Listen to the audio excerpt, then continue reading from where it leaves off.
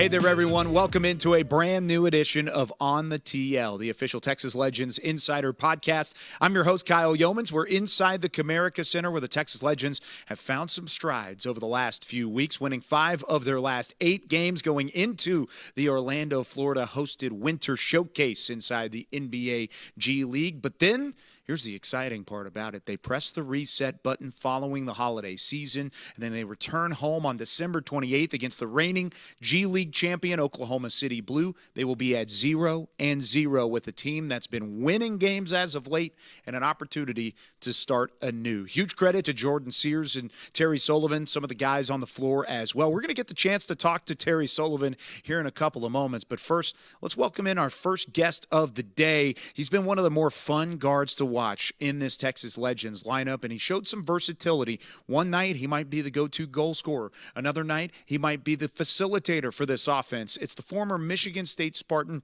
Tyson Walker, joining us here on the TL.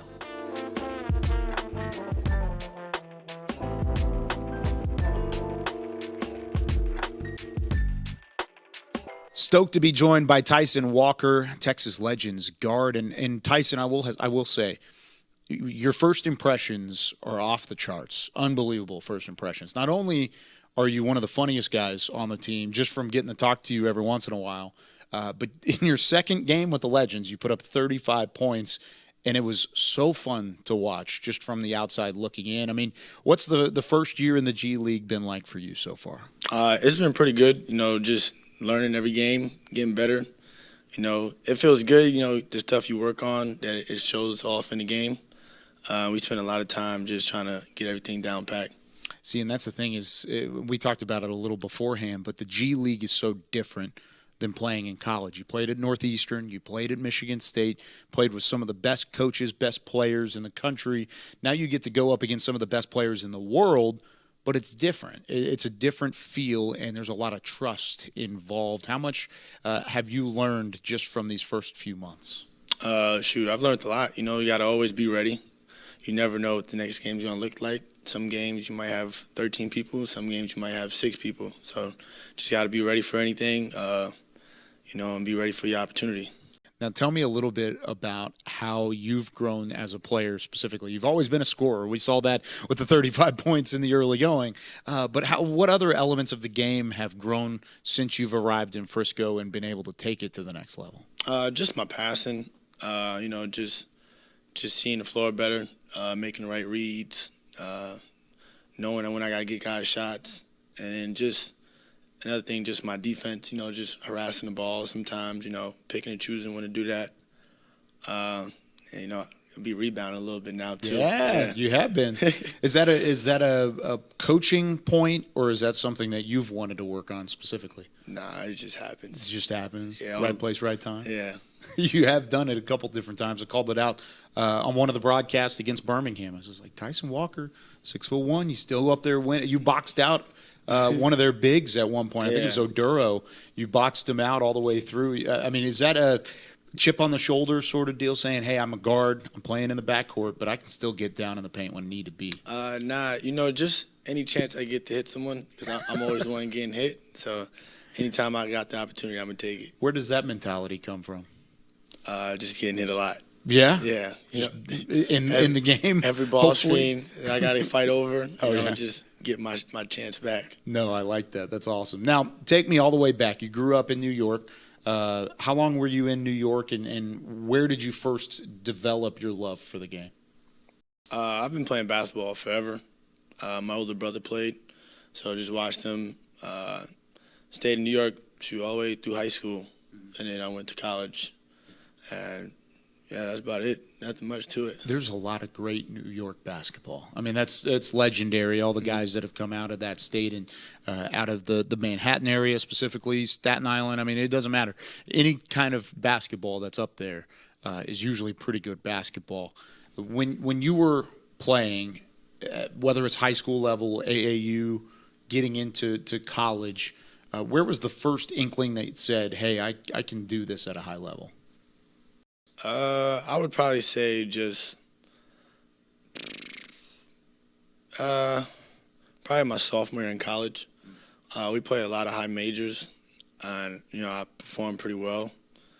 And I think that's why I kind of transferred up. My coaches understood it. I still talk to those guys to this day. They were supportive of it, and then now it worked out.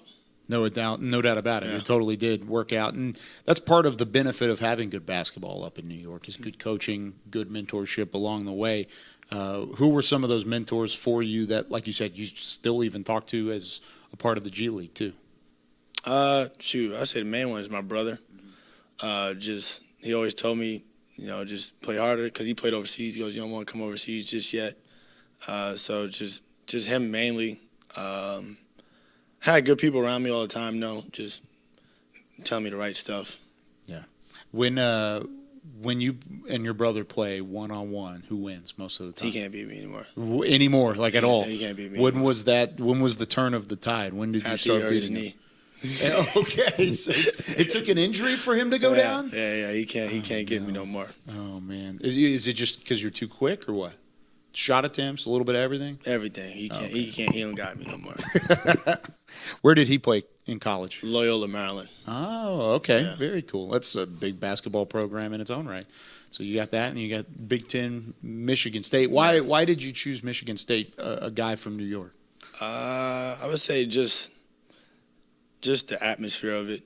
I always wanted to go to school with football, and that and people they love Michigan State. Like you go up there, you can tell. So I just always want to be a part of that. Something like I'm part of a TV show, kind of. That's how it felt my whole time there. And it was a great experience. Like great coaches, great people around. It was. I'm happy I did it. No, that's awesome. I love hearing about the TV show element. I know I've gotten to know Josh Butler a little bit. He's a safety for the Cowboys, corner for the Cowboys. And he played at Michigan State and had some success there. And he says the same thing about the atmosphere. It's just different up in East Lansing, and especially on the basketball floor too. Learning from guys like Tom Izzo and being around him. I mean, how much of an impact did he and that coaching staff have on you throughout your 3 years? Coach is amazing. Like he's gonna make sure you're mentally tough. That from day one. Like he's gonna see where you're at, and he's gonna build from there. Like he's gonna be nonstop. He doesn't care if you're having 30 good days. That one day, he's waiting for that one day. He's gonna let you know. So it just brings like you got to bring it every day. There's no days off, and that's a good thing. So you feel like you're competing every day for something. You don't even know what it is yet. So that's coach is the best, man. Do you have an early story from when you realized, okay, I do have to bring it every day? Was there an early instance where Izzo challenged you on one of those days? We got after it sometimes, in the beginning. But after that, I can't remember the last time he yelled at me, honestly. If you do your job, that's what it's about. If you do your job, you're not going to say anything. And you were all about doing your job, right? Yeah, he just wants you to play hard. That's it. He doesn't care about anything. If you don't play hard, then you're going to hear from him. But if you play hard, he doesn't care about shots going in. That's it. Now, you've played with some really top-notch players throughout the years as well. I know one of the guys that you mentioned when we were just having a conversation earlier was former Texas legend Jordan Jelly Walker, and having that as a connection as well. You guys have known each other for a long time. Where did that friendship begin, and how did it grow throughout the years? We've known each other since about elementary school. Older brothers kind of played together too. We just all the way through high school, like just kept in contact. We grew up by each other too. That's it. We just knew each other for a long time, man. I love it, man. And we were talking about his scoring ability. Yeah. Do you feel like that's something in an element of your game as well? Putting up 35 points in your second G League game and then having the consistent scoring from that point forward is what's impressive as well. As whenever you have that big time output, that's one thing. But then doing it over and over again is hard to do. Yeah, I'd say just like the way you work on your game, you got to shots fall some days, they don't. But just as long as you work on what you work on, you go out there confidently. And I would say I'm pretty confident. I know Jordan's pretty confident too. So it's just come from confidence, man. Y'all are both phenomenal. Or one of the confidence boosts for your team too. And I think that's one of the things that stood out this year is the fact that when there's not a Jazian Gortman in the fold, when there's not a ball handler up top, it's been you as tabbed as the ball handler. Where do you want to take this team when you get to that mindset and say, hey, I'm the one that's going to facilitate this offense? And over the last few weeks, it's looked like it's started to have some success. Just getting trust from everybody that if I have the ball, they're going to get the ball back, So, I'm just being unselfish, trying to get everybody involved, knowing they need their shots, and try to put them in the right position. Do you get more pride out of making a big shot or assisting on a big shot? Well, if I throw a nice pass, that's pretty exciting. But, you always want to do the countdown in your head and make the big shot. Sure. So it really doesn't matter. Either one, it's fine with me. Yeah.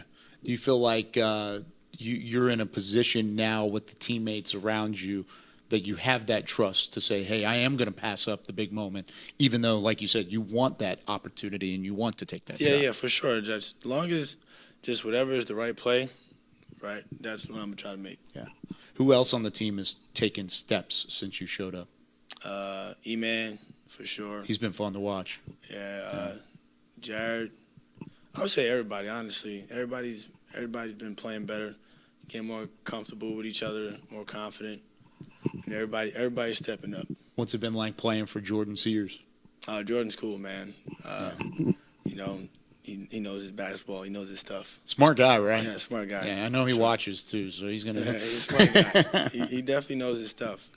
Yeah, it's always been fun to see not only the development from a player standpoint throughout the G League, but also from a coaching staff. And I feel like last year there were times in it as well. Of course, you weren't around to see it, but there were times where this team got better and better as the year went along, and they were playing their best basketball down the stretch. You see early reminiscences of that even at the end of the Showcase Cup. The fact that you've won 5 of your final 8 games going into Orlando. You have that opportunity to grow on that going into the regular season. It's the development across the board, not only from players but from coaching staff and developmental staff, that I think that's what makes the G League special. Have you seen some of those different elements along the way too? Yeah, I say we definitely, from game 1 to just our past game, we look like a completely different team. Just where we're moving the ball, getting up and down the floor, the way we're guarding. We're guarding as a team now. Just everything has improved, and we're playing at a high level. What's your favorite moment as a Texas Legend so far, if you have one?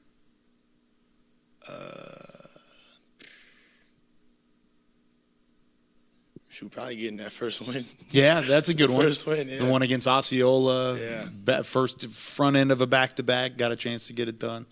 Yeah. No, that was a good one for sure. All right.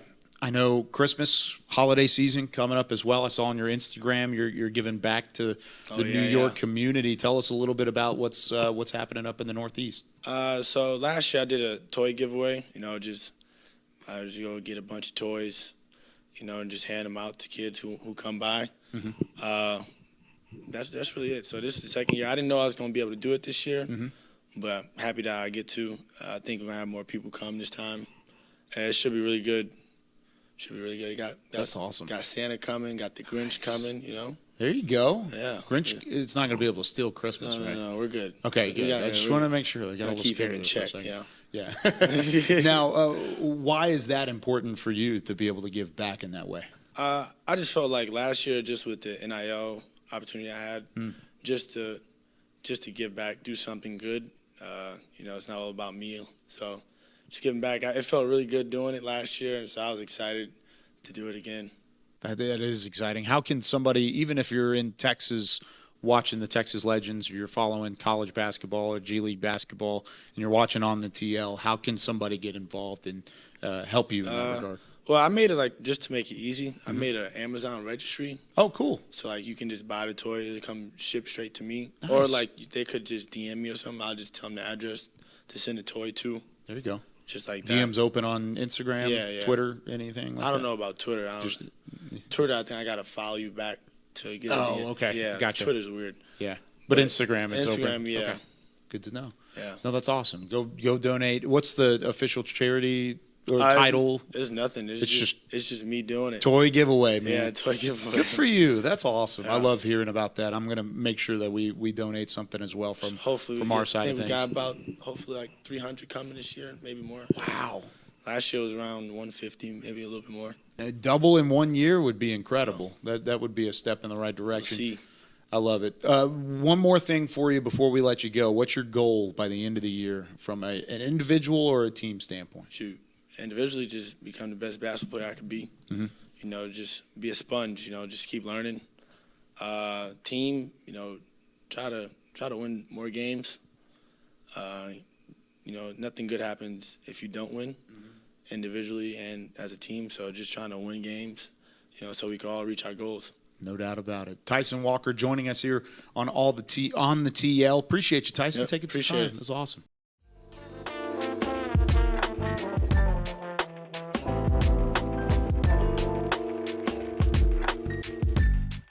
Of course, Walker excited about the opportunity to play in that NBA G League Winter Showcase. He'll have the chance on national television to push things in the right direction and continue this momentum into the G League regular season. One of the things about the G League that intrigues me the most is all about roster building. What is the team going to look like from one day to the next, from 1 year to the next? And though you might have some returners from year to year, even the day-to-day business of the NBA G League has to keep some of the best in the front offices around the league on their toes. That's why Terry Sullivan, in his second year as the general manager with the Texas Legends, has done a fantastic job of building this team and making sure that they are at their best when it matters most. Let's talk to Terry about this opportunity at hand and what he expects from the Texas Legends this year.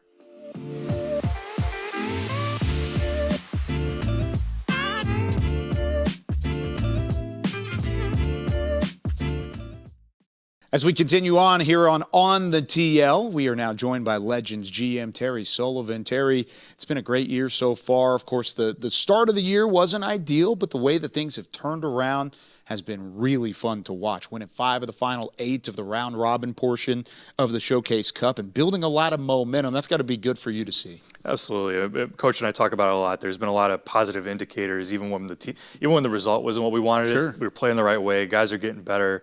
One kind of statistical nugget, we've been leading the league in corner threes generated, which is a great sign. It just means we were getting great shots and they weren't going in. You know, stay the course. I love our process, even when the results weren't there, and just love that we finally got some wins. You know, heading into the showcase here. Feel really positive about how the guys are playing. Got the back-to-back win over Birmingham, first back-to-back dub this year, and I think when you're piecing together a run. It's interesting, and I've had this conversation with multiple people about the G League. It is a league where there are so many players that go in and out, and you know this as much as anybody from a general manager standpoint. The G League can be one team one day, and the very next day could be a completely different organization. If that's the case, it's hard to piece together a run. So that's why I love the reset button. I mean, and look at our win against our back-to-back wins against Birmingham recently. Completely different teams. We had Kessler Edwards and Jay-Z and Gortman one night. Great. We had the two ways. You know, good team win. You know, got that done, and then they go to join the Mavs, and it's next man up. And you know, major credit to guys like Jared Lucas, obviously having a big time night, and Babatunde Akingbola was fantastic off the bench, kind of in a surprise moment. He hadn't played in a while, so. Everybody stay ready. You know, you never know when the opportunity is going to come. Really proud of that effort. And that's part of the point is when you're piecing together a run like that and you're looking for any little thing along the way, then you get a chance to reset and start from scratch. Because especially we're talking day to day, season to season, there's 85% turnover on any given G League roster just because of the nature of the league. Well, you get a chance for a second year almost. It's almost like building in year one with the Showcase Cup. You get the 14 games, then you go to Orlando for a pair, and then you get to start from scratch. You go down to 0-0. How fun is that from a general manager standpoint to say, okay, we're hitting our stride. This team's starting to play together. They're starting to be cohesive as a unit. And now we get to really start this thing off the right way. It's so exciting. I mean, because you almost can look at it like a month-long training camp where we've gotten to know our guys even better. Yeah. You know, we've hit the ground running. We've dealt with some injuries, obviously, and as you alluded to, the call-ups and back and forth with the two ways. But feel great. I feel like we know our guys. They're really gelling and coming together. We got a great group of guys that are just, they really get along and they actually enjoy each other. And so it's been really cool seeing them come together. And I think it's only going to get better. Get through, have fun at the showcase here, and then we'll hit the ground running against OKC after the break. I asked Manuel Miller about that post-game the other day. What's the difference in this team now than even in the early parts of the season? He said the same thing. He said, we have fun around each other, both on and off the floor. It's a fun group to be around. How much from a general manager standpoint do you have to think about that level of this is a business, but it's a people business at the same time, and having those guys and those characteristics and personalities all kind of fit together? The great thing there is that comes from the Mavs too. I always talk about how our directive is to develop players for the Mavs. Mm-hmm. Well, a huge part of that is their personalities. The Mavs have good guys on the team. Yeah. It's awesome. And so you really see how all these guys are so talented. Having that chemistry off the court is critical to team success. Excuse me. And so same thing with the Legends. It's like, okay, we want to find future NBA players, but if they're jerks or they don't want to fit into our culture, it's not going to work. So doing our best to do the research on these guys and get to know them in training camp. That was the other cool thing about this season was a lot of our guys came in early. It was optional. They didn't have to come. They started coming in September, a month early, and they kind of organically built relationships with each other while they were doing drills and getting ready for the season. So it's been great to see. We got really, really good people on this team. No, I love hearing about that, and I love hearing the fact that it does translate up to the Mavs, and then from the Mavs back down to the Texas Legends. Now, this is year number 2 for you in this role, but you've been around the Mavs for quite some time now.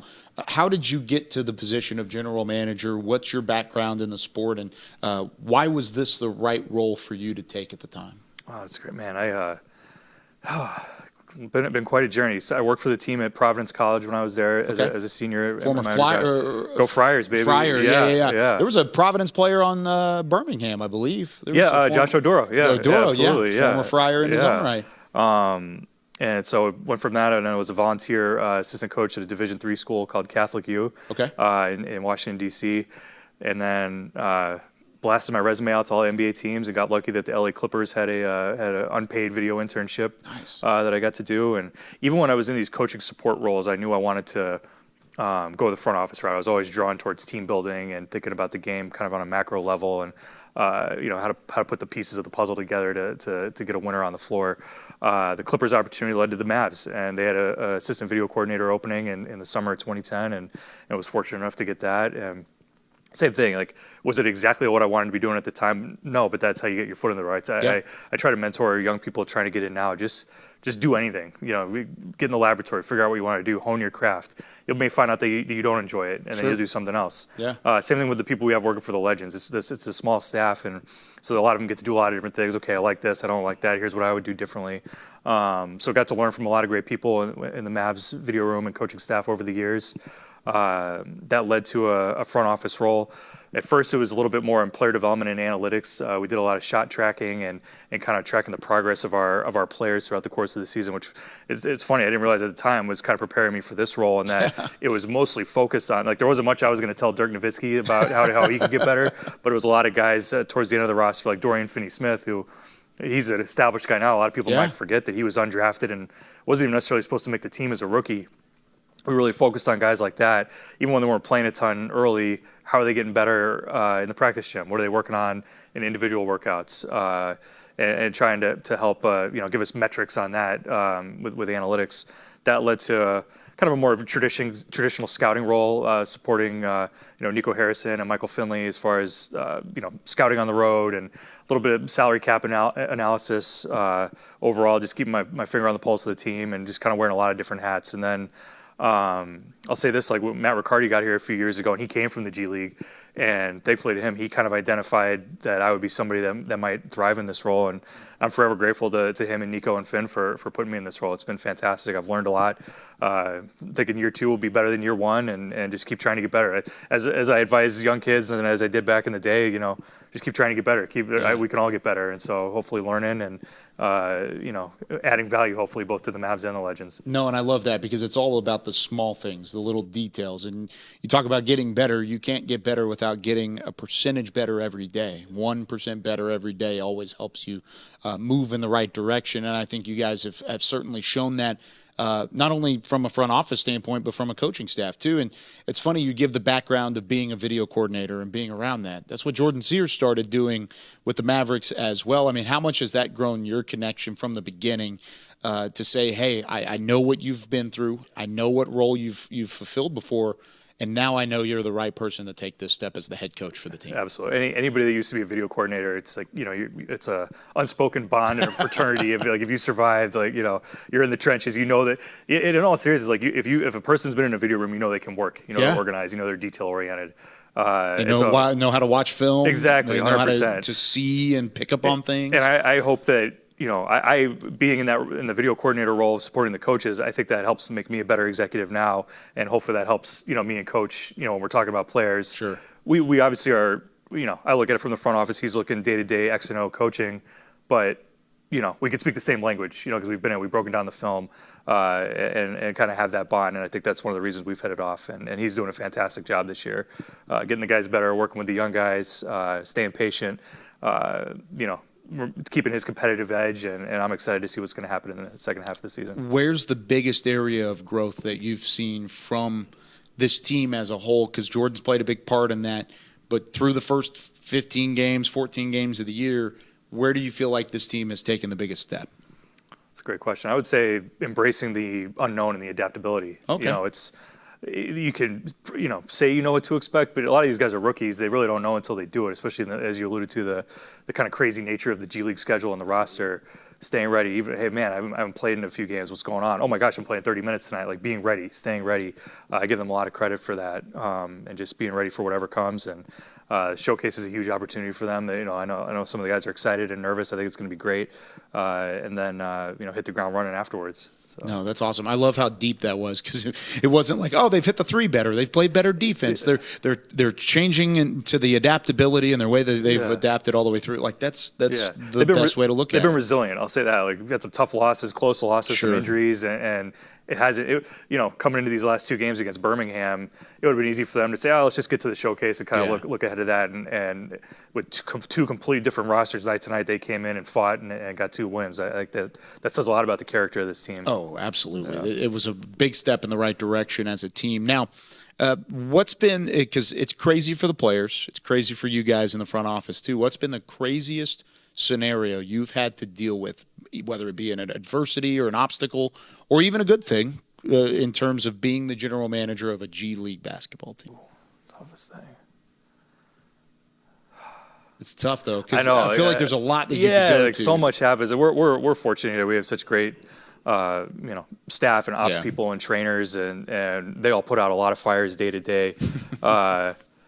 It's just the nature of having a smaller staff. Like you kind of have to, even in the general manager role, I still try to do everything I can to help. Rebounding every once in a while and grabbing a bag on the road. Nice. Last year, Brandon Williams was dealing with a wrist injury, and we were on the road, and he had an appointment like an hour before the game started, and of course the trainers were there, and I see him in the lobby of the hotel. I'm like, hey, do you need somebody to go with you? And so I just literally got an Uber and took him to his appointment. Like, oh, wow. Was not on my schedule for the day, but was happy to do it. And, it's kind of, again, next man up for the players, next man up staff-wise. We got a two-way player here that needs assistance going to his appointment. Let's rock and roll. Let's do it. So let's say like we're 15 minutes until game time, and they say, hey, Kyle's unable to make the broadcast. We need somebody to step in and call play-by-play for the broadcast. You think you could step in, put on a headset, and get it done? Next man up mentality.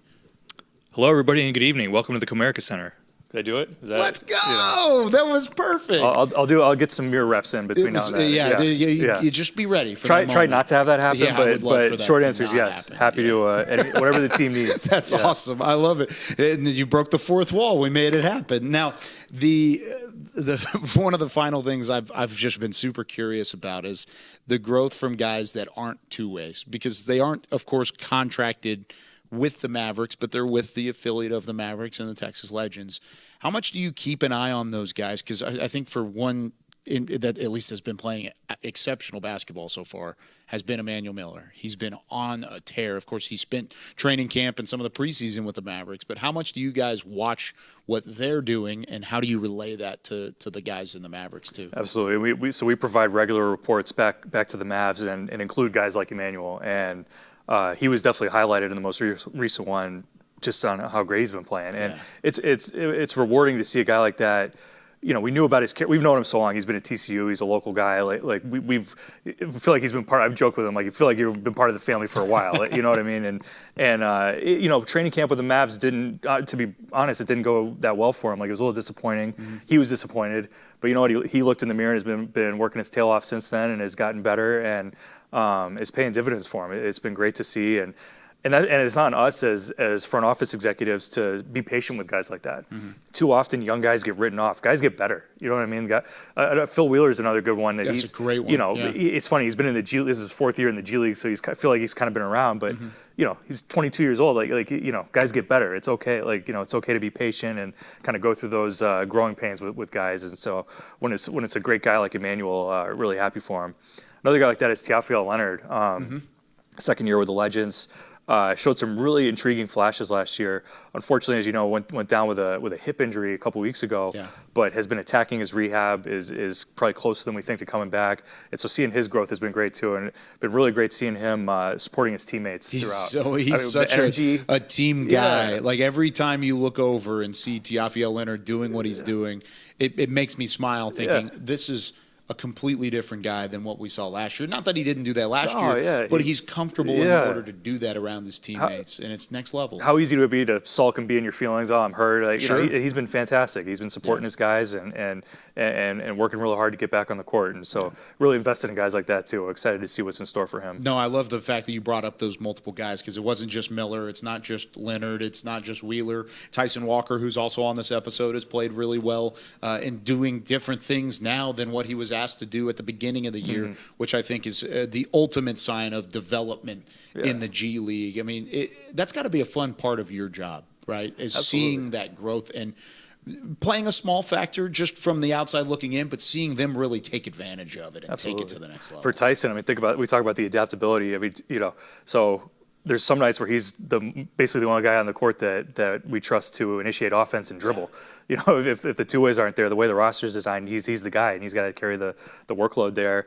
Okay, and then when the two ways come back, you got to be off the ball a little bit more. It's completely different, and that was what attracted us to Tyson, was his experience playing for a coach like Coach Izzo. Like, we knew he could handle those situations and not kind of freak out if the plan changed, slightly night to night. And so he's been fantastic. Really excited to keep working with him. What's your goal? I asked this question to Tyson. What's your goal for this team as the year goes on? Of course, winning games is nice, but what do you want to see from a general manager standpoint as the Texas Legends continue, finish up the showcase in Orlando, and then head into the regular season? Definitely.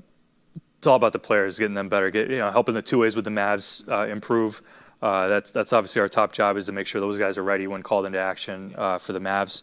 And then I mean, on a human level, any of the guys getting a call up would be so awesome to see. 10-day, two-way, whatever, ideally with the Mavs, but if not, we'll still be thrilled for them and seeing their growth. But help keep our coaches getting better, help our staff. Anything I can do to help this team be heading in the right direction towards the end of the year will be a victory for us. No, I love hearing the behind the scenes, the insight, the ability to really diagnose what these players are and how they are moving in the right direction. Terry, I think this is the first, but not the last time you'll be on the TL, because I love having these conversations. It's worth checking in as we go along, too. Plus, we get to hear from you every once in a while, and I always love talking with you. Terry, thanks so much. Appreciate you taking some time. Thanks for having me. Appreciate you. There we go, on the TL.